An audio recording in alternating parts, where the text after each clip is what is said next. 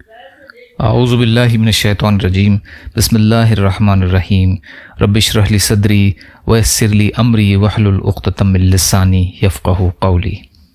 وہ قوم جس کے گھر قبر میں بدل گئے۔ حضرت ابو درداء رضی اللہ تعالیٰ عنہ فرماتے تھے، اے دمشق والوں، کیا تمہیں شرم نہیں آتی؟ اتنا مال جمع کر رہے ہو جسے تم کھا نہیں سکتے، اور اتنے گھر بنا رہے ہو جن میں تم رہ نہیں سکتے، اور اتنی بڑی امیدیں لگا رہے ہو جن تک تم پہنچ نہیں سکتے، اور تم سے پہلے کی قومیں مال جمع کر کے محفوظ کر لیتی تھیں، اور انہوں نے بڑی لمبی امیدیں لگا رکھی تھیں اور بڑی مضبوط عمارتیں بنائی تھیں، لیکن اب وہ سب ہلاک ہو چکی ہیں اور ان کی امیدیں دھوکہ ثابت ہوئیں اور ان کے گھر قبر بن چکے ہیں۔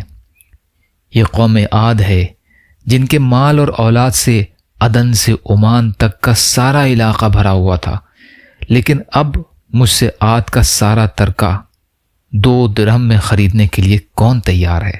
یعنی قوم عاد پورے طریقے سے نیست و نابود کر دی گئی، اور ان کا نام اور چند نشانات ہی بچے رہ گئے۔ یا اللہ ہم سب کو کہنے سننے سے زیادہ عمل کی توفیق عطا فرما۔ یا اللہ مظلوم ایمان والے اور مسلمان جہاں بھی پریشان حال ہیں، ظالموں کے ظلم کا شکار ہیں، ان کی بھرپور مدد فرمائیے۔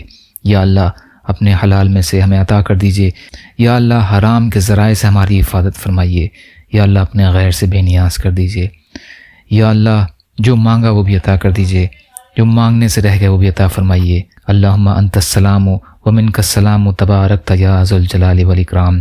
سبحان ربک رب العزت عما یصفون وسلام علی المرسلین والحمد للہ رب العالمین برحمتک یا ارحم الراحمین۔ لا الہ الا اللہ محمد رسول اللہ۔ السلام علیکم۔